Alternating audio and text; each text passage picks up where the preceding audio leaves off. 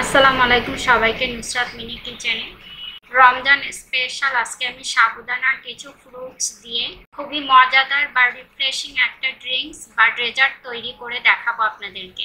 সামনে যেহেতু গরম আর রমজান দুটো একসঙ্গেই চলে এসেছে, তাই ইফতারে আমাদের হেলদি আর রিফ্রেশিং একই সঙ্গে কিছু রাখতে হবে যেন সারাদিনের ক্লান্তি এক নিমিষেই দূর হয়ে যায়। এই সাবুদানা ডেজার্টটি হেলদি, একই সঙ্গে রিফ্রেশিং আর অনেক বেশি টেস্টিও। আমি একদমই সহজভাবে আপনাদের সাথে শেয়ার করার চেষ্টা করেছি। আশা করি আমার রেসিপিটি ভালো লাগবে আপনাদের। যদি ভালো লেগে থাকে একটি লাইক দিয়ে সাবস্ক্রাইব করে পাশে থাকার অনুরোধ রইল। আর যারা ফেসবুক পেজ থেকে দেখছেন একটি লাইক দিয়ে অবশ্যই ফলো করে রাখবেন। প্রথমে চুলায় একটি হাঁড়ি দিয়ে তারপরে আমি হাফ লিটার দুধ দিয়ে দিলাম।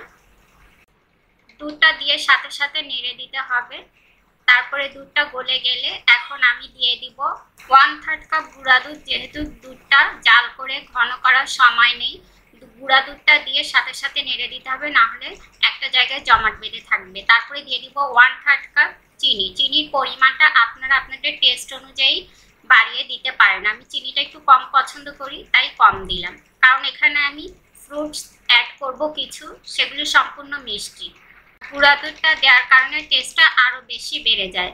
এখন হাফ কাপ পানির সাথে 1 টেবিল চামচ কর্নফ্লাওয়ার গুলিয়ে দিয়ে তারপরে অনবরত নেড়ে চেড়ে নিব, না হলে দলা পাকিয়ে যাবে একটা জায়গায়। খুব বেশি ঘন করার প্রয়োজন নেই। কয়েকটা বলক উঠে আসলে তারপরে চুলা থেকে নামিয়ে আমি একটা পাত্রে ঢেলে নিব আর সম্পূর্ণভাবে ঠান্ডা করে নিব।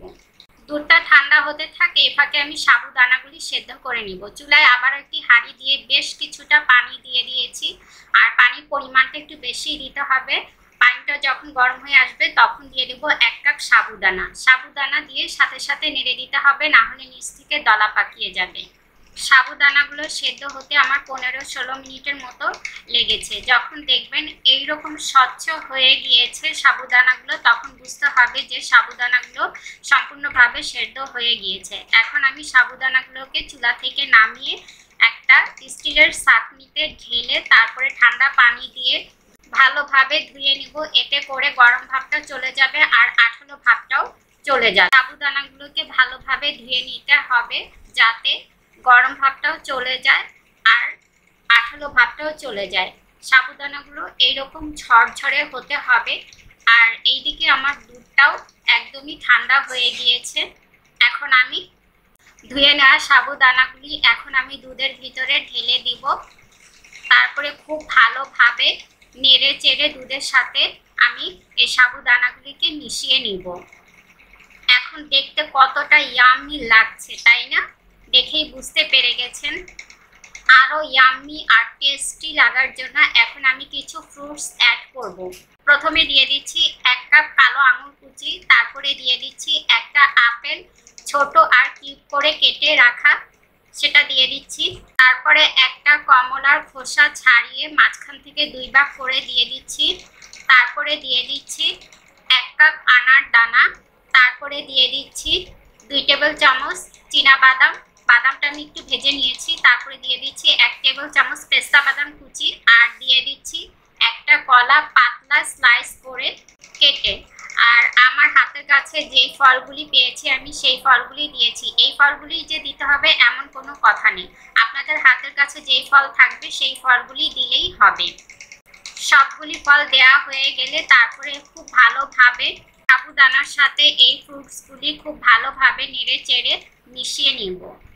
দেখতে পাচ্ছেন কতটা টেস্টি আর ইয়াম্মি হয়েছে। আশা করি দেখে বুঝে গেছেন। এই ডেজার্টটি অবশ্যই ঠান্ডা ঠান্ডা খেতে হবে আর ঠান্ডা ঠান্ডা পরিবেশন করতে হবে। চাইলে আগেই তৈরি করে নর্মাল ফ্রিজে রেখে দিতে পারেন 5 থেকে 6 ঘন্টার জন্য।